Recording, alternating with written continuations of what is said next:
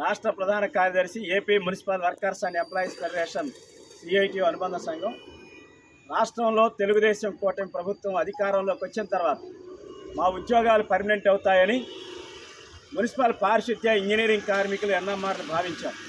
Permanent కార్మికులు DA బకాయిలు, surrender లీవులు, GPF అకౌంట్లు క్లియర్ అవుతాయని చెప్పి ఆశించారు. ఇంజనీరింగ్ కార్మికులు చాలని జీతాలతో బతుకుతున్నారు.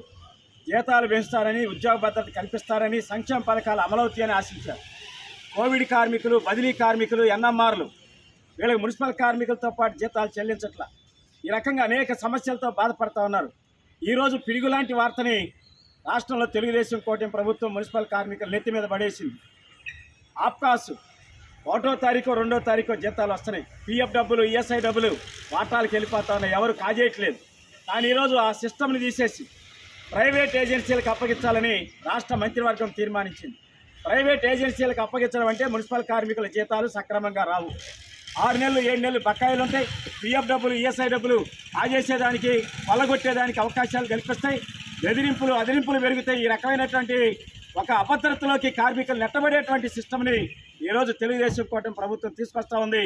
దీన్ని రద్దు చేయాలి. ప్రైవేట్ ఏజెన్సీలకు అప్పగించొద్దు. మా ఉద్యోగాలు పర్మనెంట్ చేయమని మున్సిపల్ ఇంజనీరింగ్ కార్మికులు, పారిశుద్ధ్య కార్మికులు, ఎన్ఎంఆర్లు ఈ రాష్ట్ర ప్రభుత్వాన్ని డిమాండ్ చేస్తున్నాం. దానికోసం రాష్ట్ర వ్యాప్తంగా దశల వారీ ఉద్యమం జరుగుతుంది. ఈరోజు శాసనసభ సమావేశాలు ప్రారంభం కాబట్టి ముఖ్యమంత్రి గారికి రాష్ట్ర వ్యాప్తంగా 123 మున్సిపాలిటీల నుండి కార్మికులందరూ పోస్ట్ కార్డు ద్వారా అయ్యా మమ్మల్ని పర్మనెంట్ చేయండి అని చెప్పేసి, మేము చేసే పని శాశ్వత స్వభావం కలిగింది, ఇతరులు ఎవరు చేయలేని పని, పర్యావరణాన్ని, ప్రజారోగ్యాన్ని కాపాడుతూ పట్టణాలు పరిశుభ్రం చేస్తున్నాం, మా ప్రాణాలు అడుగుతున్నాం. కాబట్టి మా ఉద్యోగాలు పర్మనెంట్ చేయమని వేడుకుంటూ ఉత్తరాలు రాస్తున్నారు. ముఖ్యమంత్రి గారు కరుణిస్తారా లేదా వేచి చూస్తాం. ముఖ్యమంత్రి, రాష్ట్ర ప్రభుత్వం సానుకూలంగా స్పందించకపోతే పోరాటాలను ఉధృతం చేస్తాం.